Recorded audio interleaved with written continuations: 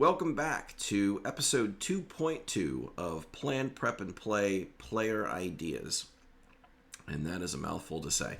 But yeah, we are in the second episode of this series in which the players have created a dungeon siege vehicle, basically a modified armored cart. And what they've done is they've brought this into the dungeon and used it as kind of a barrier for them to withstand all of these troglodytes that are beginning to attack them, come out of the woodwork. The dungeon siege vehicle is kind of like right here, jammed up in that area, and what it's doing is it's forcing the troglodytes to go into a funnel. And the players have actually held back into a defensive position, and they're hoping that the troglodytes will come into this kind of funnel and kill zone. And meanwhile, the players are skipping their melee rounds and actually engaging in ranged combat to try to hit these guys from afar. Combat is deadly in OSE, so one of the things about this particular episode and this particular session are players trying to be more defensive in their attempts to engage monsters. So yeah, let's get right into it. Basically, like I said, the players are sort of debating whether or not this is the right strategy for them to continue. What are we doing? We got to get some melee action going here. This range stuff is not. Is you gain nothing really. Let them come through. Okay. Gumba's gonna give out a goo. So let them warn it, and they're gonna fall back to here.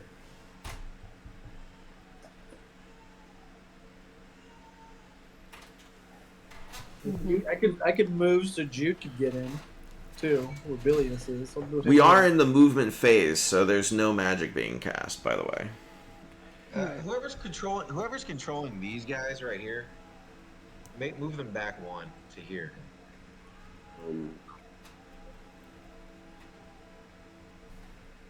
Right, we're shooting All right. arrows then. Shooting another round of arrows before the. All right, let's go same order. Here comes Bilius. Yep. Jeez, it's getting worse. Whoa! Oh, there we go. Hey. Nice. There we go. Bilius landing a shot finally. Door opens. I wish that was Bilius. Unfortunately, that one was Stash. Bilius hits a little harder. But Stash still does a D6. Oh wait, 2d6. No, it's 2d6. Yep. Oh. Well, fine. But he took some damage before. Right? Yeah. How do you finally kill this guy, Billy? Bilius keeps missing, and then Stash was like kind of giggles at him and was like, "Let me show you how you do it." He pulls back, and he does a good shot and hits the guy right in the chest, and takes him down. Nice. And Bilius kind of looks in shame. He's like, all right. Hopefully that's some motivation. Staggers back. So the bodies of dead, slimy, smelly troglodytes and slippery blood are beginning to form at the foot of the door and almost kind of block the small area. What were you saying, Obi? Can Onyx shoot at an angle and shoot this guy, or no? She doesn't have a shot to there. Isn't the cart in the way here? It is. There is a slat. I mean, you can aim for the slat and try to put one through. I would say this is a critical shot. You got to get a 20 to get this one, but you have a +2. So you really need an 18. Oh, it doesn't hurt to try. Doesn't hurt to try. Unless you get a 1. I was gonna say it couldn't hurt. It couldn't hurt. Oh yeah, that's right. There is a 5% chance of hitting a 1. Maybe she won't. She's not do gonna it. roll then. Comes like Do it? Hold her shot. Sure. Okay. All right. We'll try it. Oh, not I quite. knew it was gonna Hits be the door. bad because Again, an intended consequence of having critical fails on a roll of 1 means that every attack should be made strategically, okay? you can see that there's a little hesitation because in my particular game, if you roll a 1, that could mean that the weapon malfunctions, that could mean friendly fire, that could mean a lot of bad things. So, yeah, I think it adds a good amount of tension to the game. It doesn't make rolls so worthless. Every roll does have stakes to it, and stakes are what increase tension, and tension is what increases engagement. In at least in my experience in D&D. And you might have different ideas about how to do this. I've seen a lot of comments saying we never do critical fails, we never do, critical successes, nat 20s, because it's just not in the rules, and that's fine. I mean, that's great to play that way. But this particular group actually wanted to do it. They're like, well, shouldn't this happen if we roll a 1? And I'm like, okay, well, if you think so, then let's do that. And that's how we play. And if there ever comes a point in which players don't want their characters to suffer based on random chance, then we'll go with it. We'll change that rule. We'll retcon it. So anyway, interesting thought when you're trying to run your game, when you're thinking about what to do for these kinds of things. It had 2 good shots in a row. Okay. All right. Okay, so that's the end of your turn. One of the guys starts barking at these troglodytes, and he's like ordering them into the door. They clearly don't want to go, but they, rush out and, try to attack you guys as best they can. This guy, who's he going after?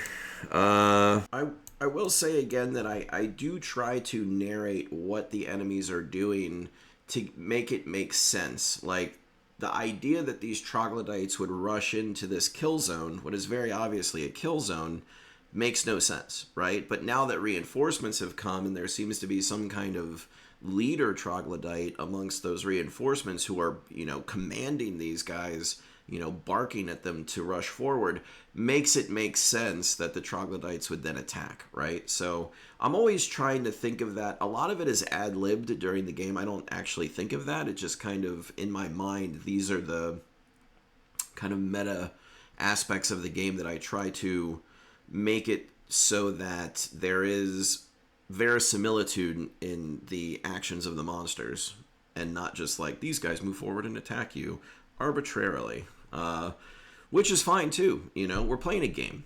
Ultimately we're just playing a game, and it bothers me when I think people try to make the game a little bit more than a game. They try to really make it almost like some kind of real life simulation, and I just don't think that that's what this game, at least not what Old School Essentials is going for. Maybe 5e, but not this particular game. 1, 2, 3, 4, 5 characters. We'll go 1 to 5 clockwise. Does that make sense? Yep. Mm-hmm. 6 is. I can't pick. It's too hard for me to. So he would go after Slago. Slago. All right. He rolls a d20. Pat. He misses. This guy's gonna roll a d2. My computer's Gregator. I'm attacking, or you? No, I'm attacking No, you, he's melee. attacking you. 12, I believe, misses. Did the other side move as well or not? No. So this guy, these guys, kind of go up and crowd around. Spiked door. The spike door, and they're still trying to go at it. These guys are gonna run 10, 20, 30. Right here.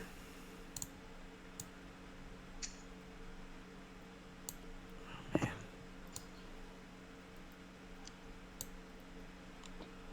They're just kind of bum rushing you. Are we on a new round? It's initiative. I do want to make a point here. If you can see, I'm on GM view, so the board is what I see. I see everything. The players only see what's in their room lit by dynamic lighting. And if you want to watch games like that, where it's, basically just players and GM playing actual play gameplay, that's fine. But the purpose of this channel is to show you how I run the game, how I make this happen week to week on a busy schedule, with a life, with a family, with a job, and working with fairly cheap materials here. I have a more or less a potato computer. It's a netbook, and you can see that it struggles with the technology at hand. If I have a slow internet connection, I mean, these are some of the travails of playing online. But my point is that despite these things, we still manage to have a really fun game. They can be a turnoff, or apparently they're a turnoff for people online when I see videos talking about how bad online play is. But I have never had a game that has been derailed by a slow internet connection. The one thing that you need more than anything in a game is voice chat.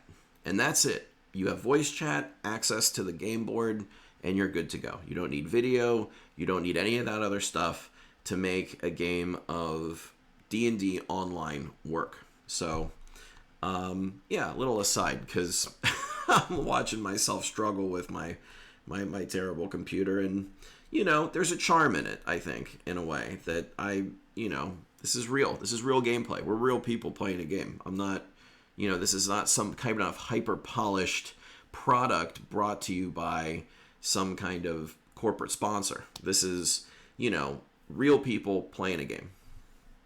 Enough said. So yeah, out of the whole emerge, 3 more troglodytes. This room. Yeah.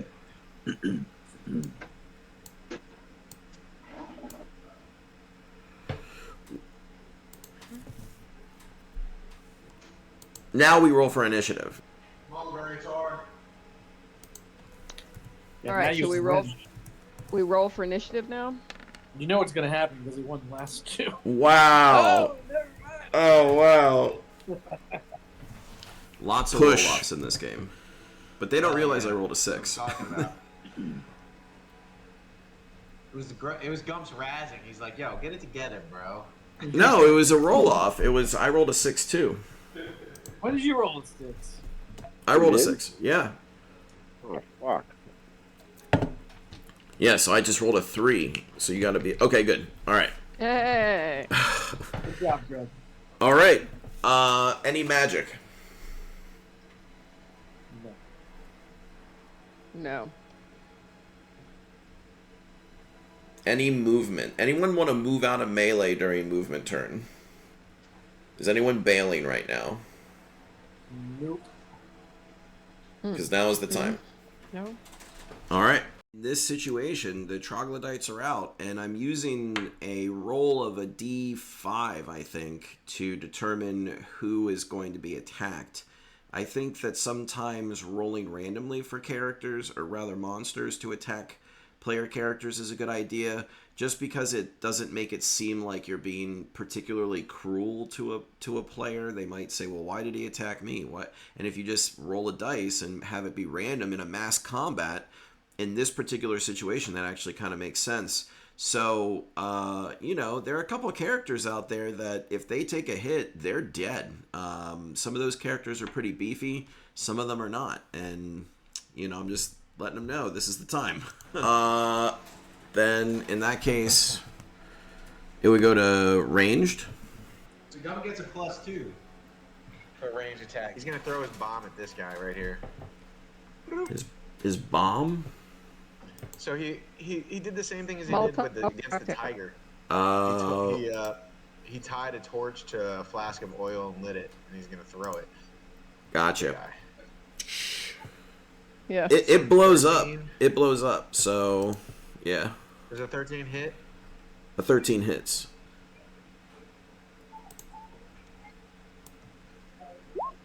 Hell yeah. Nice. Woohoo! 7 damage.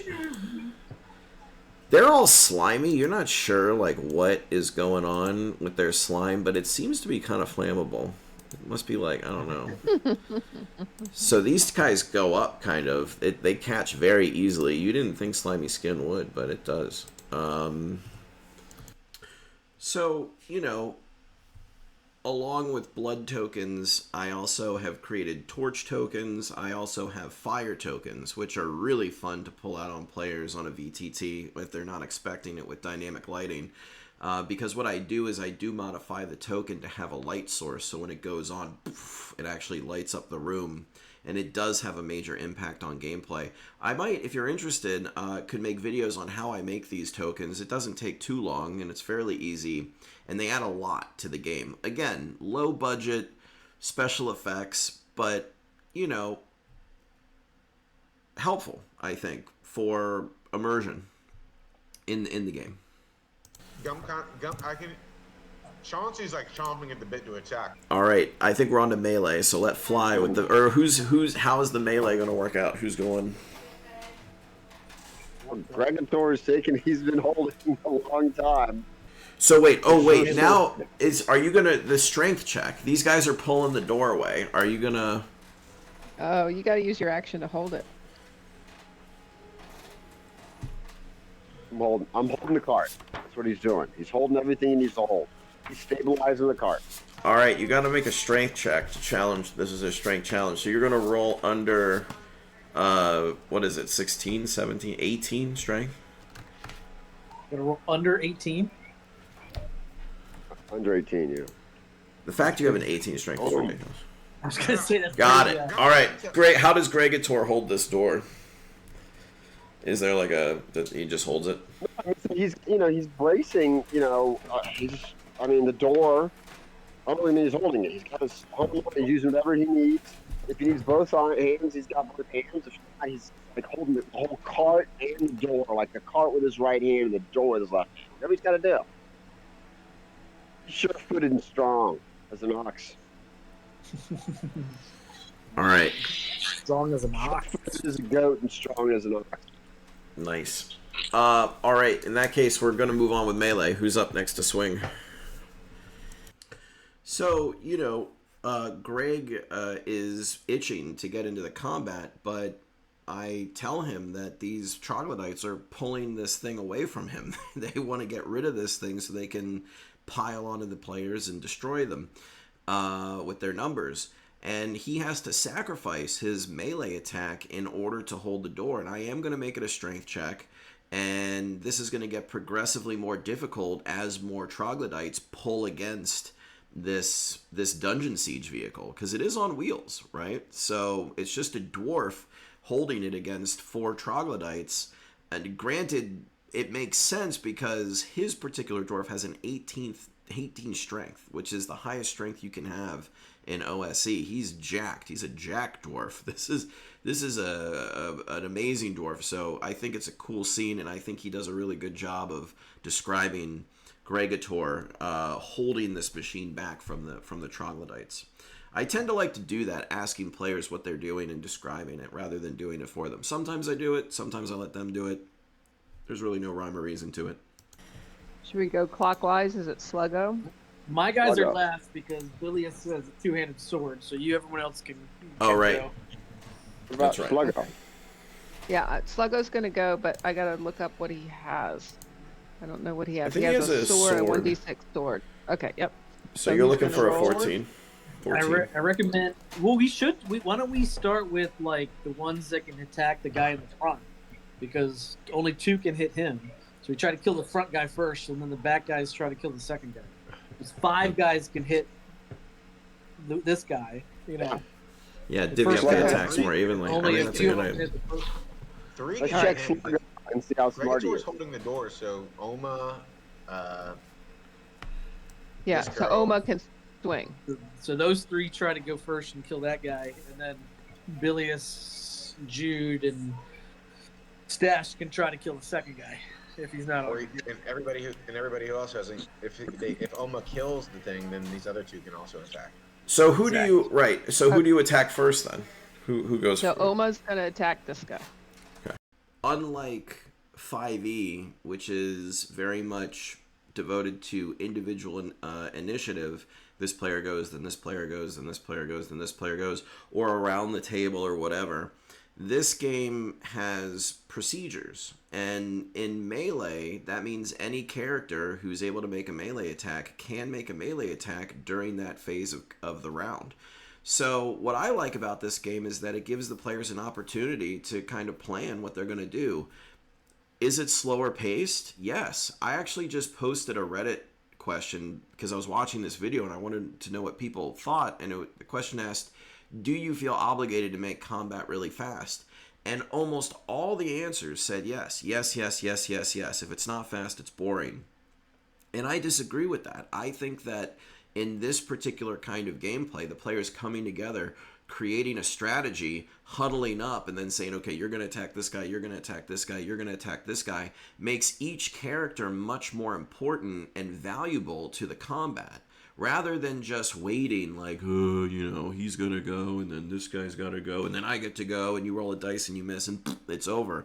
Whereas in this form of gameplay, if you're playing close to rules as written, then everybody has a stake in what characters are doing. Because if this guy's hitting, then that means that this guy can go, and that's cool, I think. You get a lot of synergy in the planning and in the implementation of battle plans. So I think it's cool.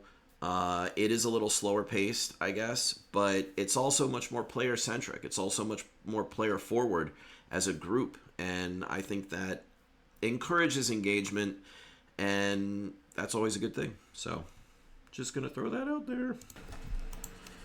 14. So She gets a Oma. +2, remember. Ugh. Terrible. Yeah, a lot of All right. bodies jostling right now through the door, and it's hard to get a hit in. All right, who's next? Does Onyx want to try and hit that guy? Can you hit Onyx him? And whoever this guy is, I can never remember his name. Okay. It's gonna take a swing. He's Flago.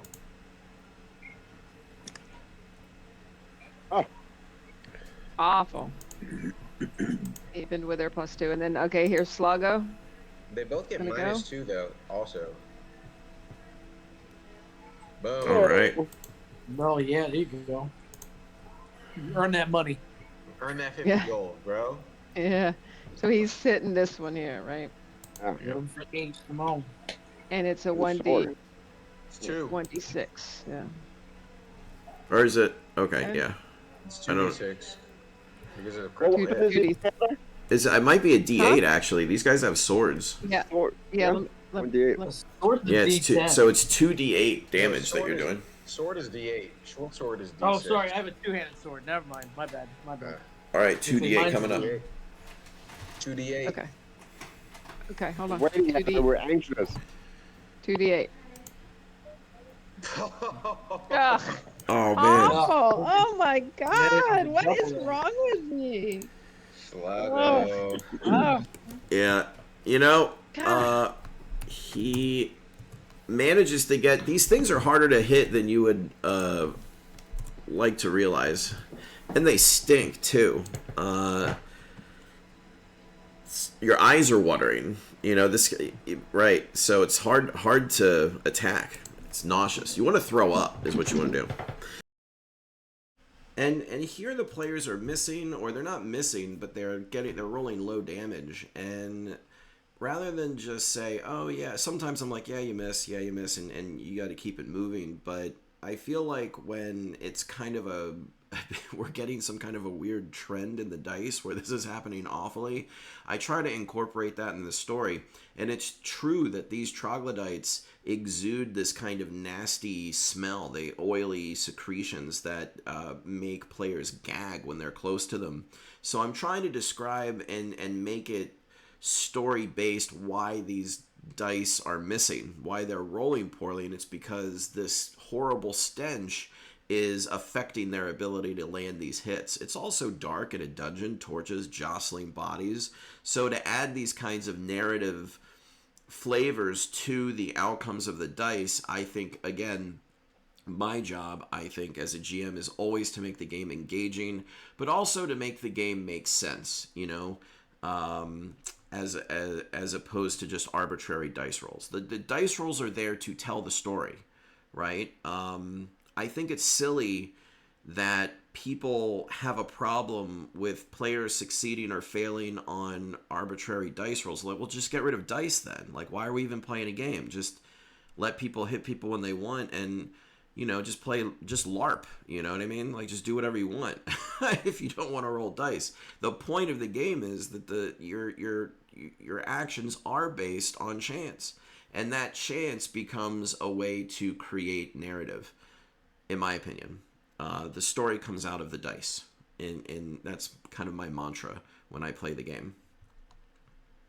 All right, go ahead and is that it? More melee attacks, right? No, we still got Jude. Jude's next. Okay. Jude's doing the mace.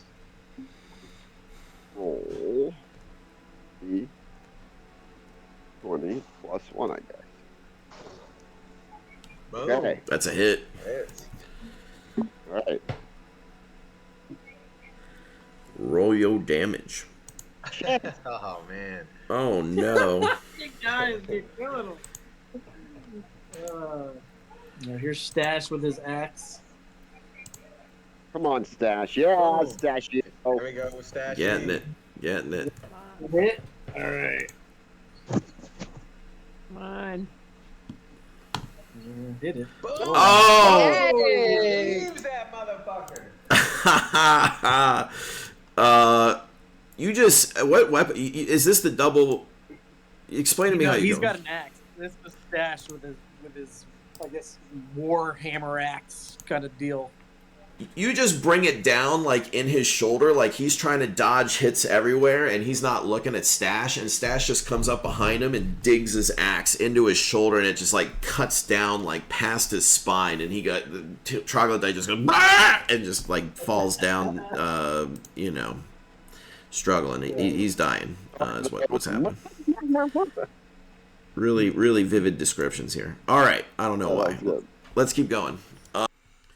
So, again, it's all balanced. They're getting a bunch of bad rolls, and then they get one good roll. They get the full damage roll, and that dice hits. Yeah, finally, someone lands a great hit, and it's a big time to celebrate and cheer, which is what you want at the table. Cheering is the best. Cheering and gasping are the two reactions you want. You want emotional responses to this game. So, and then as far as violence goes, listen, I hate violence in real world. I detest any kind of violence. I'm not going to get political here, but I think it's a real problem, and it's a real concern for me as a person, as a human being, right? But in a game, in an adventure game, in an adventure game that takes cues from mythological sources, if you look back at those mythological sources, like, for example, one of my favorite myths is the Odyssey. We are talking about intensely violent stories. Violence in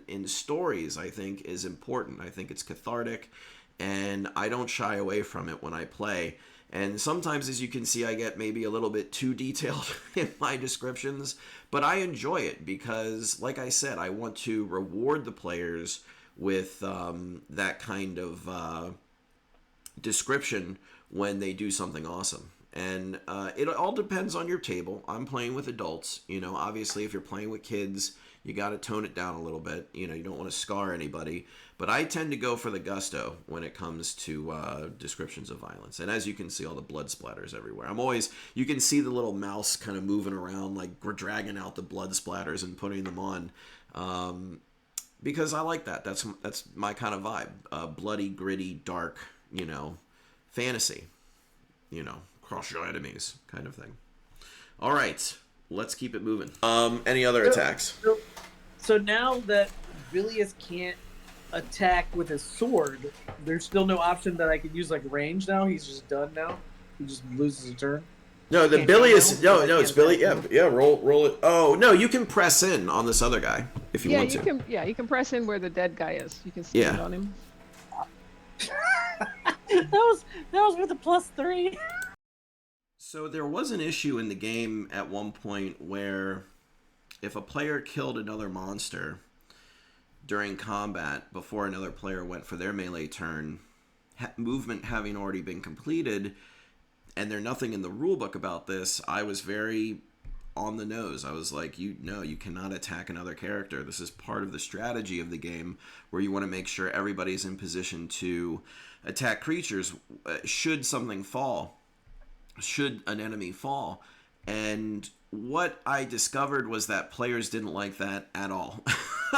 They really were annoyed by it, and I was frustrated by it too. It seemed counterintuitive to combat. So actually what I found out was in the rules cyclopedia, which is a valid resource to use to modify OSE, there is an additional 5-foot move that players can make during melee to attack other creatures. I think it's only 5 feet, and that's all that I allow. But it's sort of like in Warhammer 40k, this idea of pressing in to combat. It just makes a lot of sense, and if you're not playing OSE that way, it's a rule that I've adopted, and it's great. I think that's how it should be played. So thanks, Rules Cyclopedia, for giving me that and allowing me to adjust. Oh my god. All right, that's it for melee, and it is the Troglodyte's turn right now. Movement.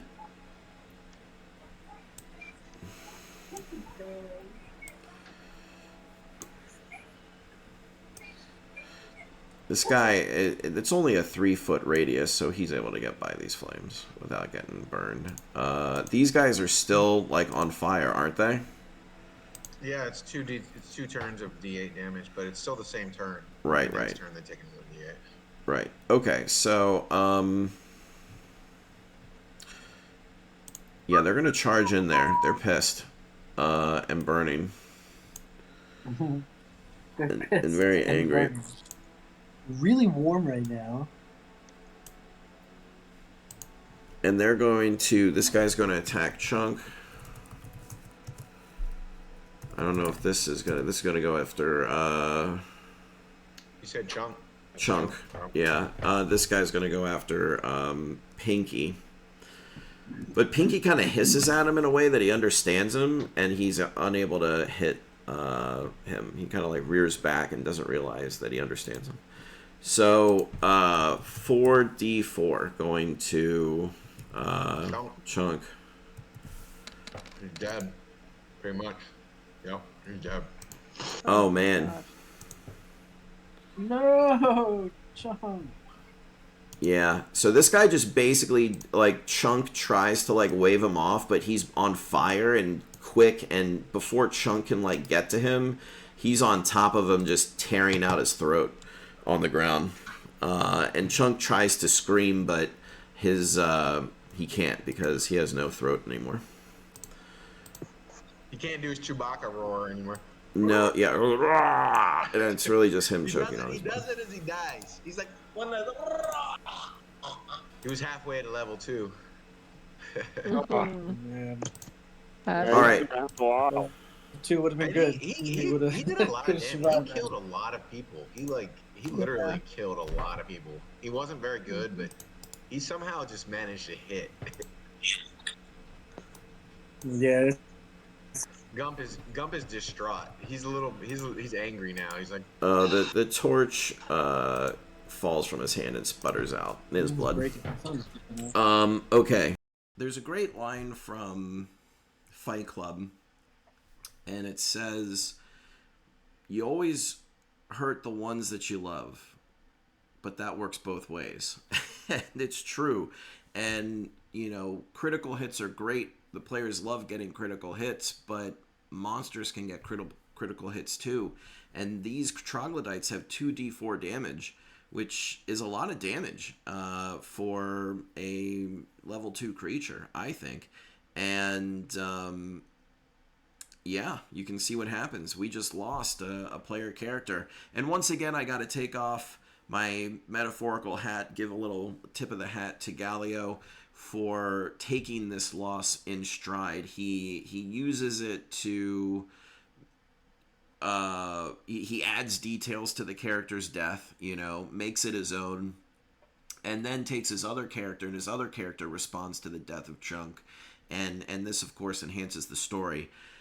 I know. I've seen in the comments in my other videos that people have quit games because they've lost characters, and frankly, I don't understand why that would be the case. This is old school essentials. This is old school role playing. These characters are squishy and they will die. And I think as a GM, I made it abundantly clear to them that your characters can and will die when you go into dungeons. When you get into combat, this is a common consequence. So, yeah, warn your players that this can happen. Embrace that mechanic. It's part of the game. It's part of the story. It's part of the reward for getting a player up to level 3 or up to even level 4. To get beyond those first 2 levels is a real challenge if you're playing this game. So, yeah, and again, leaning into the descriptions of characters dying, trying to make it memorable for the players at least. Sorry, Chunk. You were a good fighter. All right. The Troglodytes are going to pile onto this thing, and with like all of their squiggly bodies start pulling it away from Gregator. And even though Gregator is like being like dragged across the floor, and you're gonna have to make another strength check to see if you can plant your feet, or this thing is gonna go. And it's gonna be like at a minus. I'd say a -2 disadvantage because there's so many Troglodytes. I mean, this is for next turn if you choose to hold it. Oh, I like my roll. I'm going to hold that roll. And then we got 2 1 D20. Why? For what? What's going on? For the guy 4 1 2 3. That's Onyx, I believe. Hold up, what now? Is that your initiative before? It's still my melee. Like this group ran in and attacked, and now these guys are pulling away from Gregator, and this guy out in the open is just flailing around. True. Gotcha. So That makes sense. he is flailing around and he hits Onyx. So this is a really tough moment for me, and this is why earlier I suggested if you want to get players out of melee, now is the time. Melee movement announcing in the procedures, because if I'm rolling random dice, it's inevitable that RNGesus is going to choose the person that I don't want to hit. And that person is Onyx, right? That character is Onyx, played by Heather, and Onyx is a young girl. Yeah, Onyx is like 14, I think, 15 maybe. And she's within range, and she's going to get hit. And Heather has been playing her character very carefully, been very protective of her. So the fact that I have to roll now a to-hit roll against her, and she's a thief, she only has 4 health points, this is tough for me. This is not easy. I don't, as a GM, people think that, being cruel and tearing up player character sheets is what we're all about. And that's just simply not the case. I want the players to survive, and I especially don't want young people in the game to die. But here we are. Okay. 4? Yeah, roll a d20. So With I gotta a get 4? a. No, that's just who he's targeting. So he has to get a, I believe a 15. Stop streaming. What's her AC? Oh, their Thaco's her 18. So it's actually a 14 I gotta hit. Totally misses. Wow. And drops his weapon. He does drop his weapon. He doesn't have weapons. He has like claws and stuff. So he actually lunges at Onyx. So his hands falls off. Yeah, his hands. Onyx just kind of dodges out of the way, and he gets off balance and like crashes to the ground. And that is it for the Troglodytes. Things are going to increase in tension here. There's going to be more combat in the next video to come. But again, if you've stuck with me this long, thank you so much. I really appreciate that. you watching these videos. I really get a kick out of talking about these games, and I hope you do too. And again, this is not me pontificating to you about how to play D&D. This is me showing you my game, good and bad. And if you see me doing things and you do them differently, let me know in the comments. And really, this channel's meant to be a discussion on how to play D&D better, not me telling you how to play D&D better.